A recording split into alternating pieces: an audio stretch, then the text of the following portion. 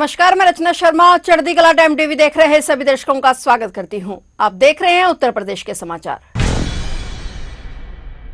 मुख्यमंत्री योगी आदित्यनाथ और राज्यपाल नंदीबेन पटेल का काफिला आज सोमवार को काशी विश्वनाथ मंदिर पहुंचा। दोनों ने बाबा विश्वनाथ के दरबार में विधि विधान से दर्शन पूजन किया और प्रदेश की सुख समृद्धि की कामना की। मंदिर परिसर में सुरक्षा के कड़े इंतजाम किए गए थे। इस दौरान भाजपा के राज्य मंत्री हंसराज विश्वकर्मा, जिला पंचायत अध्यक्ष पूनम मौर्य और विधायक सौरभ श्रीवास्तव, मंत्री अनिल राजभर, दयाशंकर दयालु समेत कई जनप्रतिनिधि वहां पर मौजूद रहे। मंदिर परिसर में सुरक्षा के कड़े इंतजाम किए गए थे। मंदिर में त्र्यंबकेश्वर सभागार में प्रमुख कार्यक्रम का आयोजन किया गया और स्कूल की छात्राओं ने शंखनाद और मंत्रोच्चार के साथ उनका स्वागत किया। बता दें कि श्री काशी विश्वनाथ मंदिर में सोमवार को मुख्यमंत्री योगी आदित्यनाथ और राज्यपाल नंदीबेन पटेल करीब 3 घंटे तक मौजूद रहे। पहली बार ऐसा हुआ है कि प्रदेश के मुख्यमंत्री और राज्यपाल इतने लंबे समय तक विश्वनाथ धाम में रहे और इस दौरान बाबा की भोग आरती में भी शामिल हुए।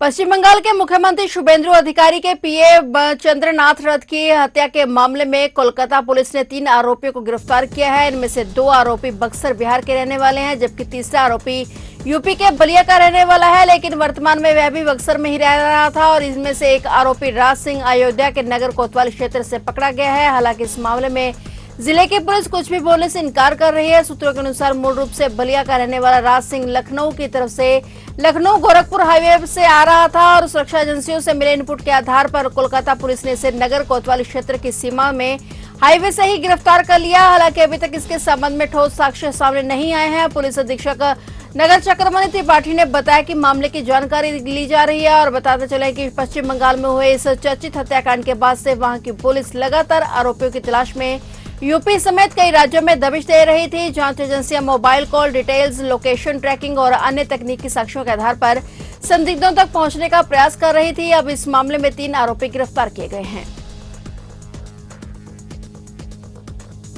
उत्तर प्रदेश में आलू किसानों की बदहाली दूर होगी। अन्य राज्यों में संपर्क करके वहां आलू भेजने की तैयारी चल रही है। अगले सीजन में बुआई के वक्त ही खपत की रणनीति बनाई जाएगी। इसमें कृषि, उद्यान, विपणन और प्रसंस्करण विभाग मिलकर कार्य करेंगे। आलू उत्पादक के मामले में देश भर में उत्तर प्रदेश पहले स्थान पर है। यहाँ इस वर्ष 246 लाख मीट्रिक टन आलू पैदा हुआ है और आलू बेल्ट के रूप में पहचाने जाने वाले फर्रुखाबाद, कन्नौज, फिरोजाबाद, आगरा सहित आसपास के जिलों में कोल्ड स्टोर भरने से किसानों के खेत में ढेर लगे हुए हैं और किसानों की फजीहत को देखते हुए उद्यान विभाग अलग अलग राज्यों से संपर्क में जुट गया है। जिन राज्यों में कम आलू उत्पादन होता है वहां पर यूपी का आलू भेजने की तैयारी है। इसमें राजस्थान, हरियाणा, केरल, तमिलनाडु, आंध्र प्रदेश, अरुणाचल प्रदेश, दादरा नगर हवेली, दमन दीव आदि हैं और इसी तरह नेपाल में ज्यादा से ज्यादा आलू का निर्यात करने के साथ ही श्रीलंका को भी आलू भेजा जाएगा।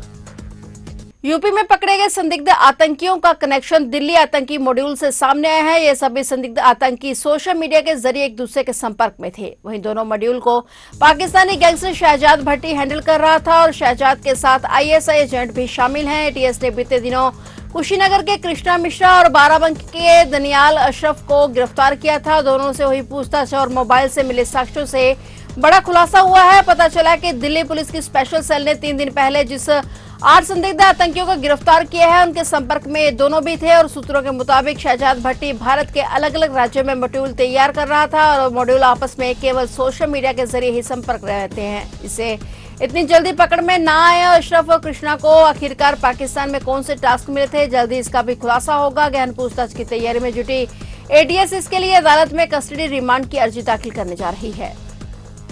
यूपी के चंदौली से दिल दहला देने वाली खबर सामने आई है। यहां चलती ट्रेन में यात्री की गोली मारकर हत्या कर दी गई और इसके बाद आरोपियों ने रेलवे ट्रैक पर शव फेंका और भाग गए। वारदात को अंजाम देने के बाद बदमाशों ने 7 किलोमीटर तक सफर किया और घटना कुचमन और सकलडीहा रेलवे स्टेशन के बीच हुई। चंदौली के पीडीडीओ नगर में ताड़ीघाट पैसेंजर ट्रेन को कुचमन से सकलडीहा तक 8 किलोमीटर की दूरी तय करने में 35 मिनट का समय लगता है। ट्रेन में सवार यात्रियों के लिए 35 मिनट का सफर खौफ के बीच बीता। कुचमन स्टेशन से ट्रेन के चलते ही बदमाशों ने मंगरू की गोली मारकर हत्या कर दी और उसके बाद 7 किलोमीटर तक इसी ट्रेन से यात्रा की और सकलडीहा रेलवे स्टेशन से पहले उतर कर भाग गए और प्रत्यक्षदर्शियों के अनुसार ट्रेन चलते ही कोच में मंगरू का 2 युवकों से विवाद हो गया था और एक युवक ने मंगरू की कनपटी से सटाकर पिस्टल से गोली मार दी। हमलावरों ने शव को नीचे फेंक दिया और इसके बाद लगभग 7 किलोमीटर की दूरी इसी ट्रेन से तय की और इस दौरान यात्री डरे सहमे रहे। ट्रेन सकलडीहा रेलवे स्टेशन के समीप पहुंची और गति धीमी हुई तो बदमाश उतरकर फरार हो गए। इसके बाद यात्रियों ने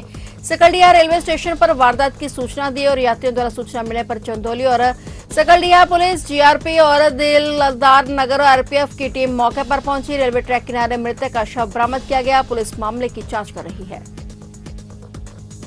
सोशल मीडिया पर पहलवान विनेश फोगाट और पूर्व सांसद ब्रजभूषण शरण सिंह आमने सामने आ गए हैं। दोनों ने सीधे तौर पर एक दूसरे का नाम नहीं लिया, लेकिन समय और संदर्भ को देखते हुए इसे सीधा मुकाबला माना जा रहा है। पहलवान विनेश फोगाट और पूर्व सांसद ब्रजभूषण शरण सिंह के बीच चल रहा विवाद एक बार फिर से सोशल मीडिया पर चर्चा में है। नंदिनी नगर में आयोजित सीनियर ओपन रैंकिंग कुश्ती प्रतियोगिता को लेकर शुरू हुआ यह विवाद अब इशारों और शेरो शायरी तक पहुंच गया है। सोशल मीडिया पर दोनों के आरोप प्रत्यारोप के खेल और राजनीतिक जगत में चर्चा हो रही है। पहलवान विनेश फोगाट ने एक्स पर एक भावुक पोस्ट साझा किया और विनेश की पोस्ट के कुछ ही घंटे बाद पूर्व सांसद ब्रजभूषण शरण सिंह ने भी सोशल मीडिया पर अपनी प्रतिक्रिया दी। उन्होंने भी शेरो शायरी के जरिए विनेश फोगाट पर हमला बोला। हालांकि दोनों ने सीधे तौर पर एक दूसरे का नाम नहीं लिया, लेकिन समय और संदर्भ को देखते हुए इसे सीधा मुकाबला माना जा रहा है।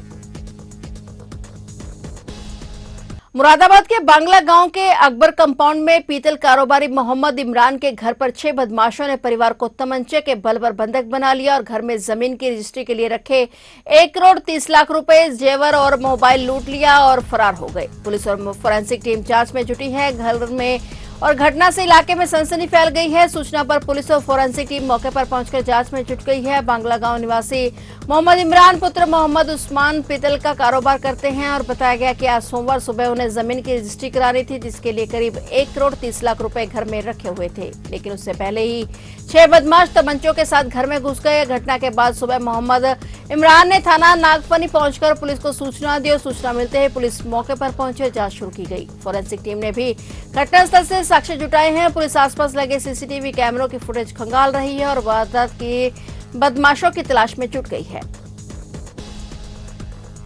डिजिटल अरेस्ट के नाम पर साइबर ठगी का एक और मामला सामने आया है। सेवानिवृत्त कर्मचारी को खातों से टेरर फंडिंग करने और पीएफआई जैसे संगठन से जुड़ा होने का डर दिखाया गया और 3 दिन तक कई बार वीडियो कॉल पर बात की और इसके बाद खाते में 17,75,000 रुपए जमा करा लिए। ठगी का पता चलने पर पुलिस से शिकायत की और मामले में 22 दिन बाद प्राथमिकी दर्ज की गई। सैनिक नगर रायपुर चुंगी निवासी कुंदन सिंह 65 वर्षीय दूरसंचार विभाग के सेवानिवृत्त कर्मचारी हैं। उन्होंने बताया कि 14 अप्रैल को अज्ञात नंबर से व्हाट्सएप कॉल आया था और कॉल करने वाले ने खुद को पुलिस अधिकारी बताते हुए दावा किया कि उसके आधार कार्ड का इस्तेमाल करके एक सिम कार्ड लिया गया है और इसका प्रयोग देश विरोधी गतिविधियों में किया गया है। इतना ही नहीं, उनको यह भी बताया गया कि उनके आधार कार्ड से केनरा बैंक में एक खाता खुलवाया गया है जिसमें लगभग 2.5 करोड़ रुपए की टेरर फंडिंग की गई है और इसके बाद दूसरे नंबर से कॉल आया और गिरफ्तार करने की धमकी दी गई। आरोपी खुद को पुलिस और सीबीआई अधिकारी बताकर लगातार पीड़ित को डराते रहे और 15 अप्रैल को खाते में 17,75,000 रुपए ट्रांसफर करा लिए। पीड़ित की शिकायत के आधार पर पुलिस ने प्राथमिकी दर्ज कर ली है। आरोपियों की तलाश जारी है।